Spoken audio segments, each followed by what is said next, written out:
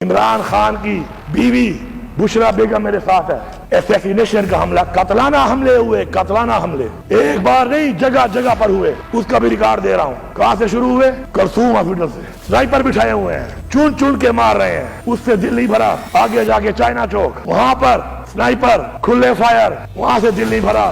आगे डी चौक पे LMG, इस तरह के LMG के ब्लास्ट तो कभी तुमने दुश्मन में भी नहीं मारे। अली अमीन खान गंडापुर साहब और बुशरा बीबी ने दलेरी से रहे, साथ में उनके था, मैं देख रहा था सारी चीजें। उन पे जो कातिलाना हमला हुआ, जिस तरीके से वज़ीर आला साहब की गाड़ी पे गोलियां बरसाई गई, उनकी गाड़ी को फिजिकली हिट किया गया। मैं अभी घर पहुंची हूँ। मियां साहब की गाड़ी है और आप ये देखिए कि उसका हाल क्या हुआ है। हर जानिब से पत्थरों से, ईंटों से मेरी गाड़ी पर अटैक किया गया है। और आप ये देखें, ये देखें, ये देखें जहाँ मैं बैठी थी, ये देखें।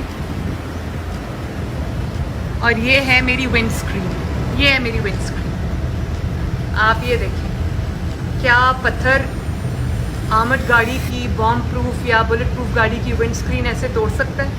मैं नहीं कह सकती कि क्या था, लेकिन ये पत्थर से कुछ ज़्यादा था। हर जानिब से ये देखें गाड़ी का हाल।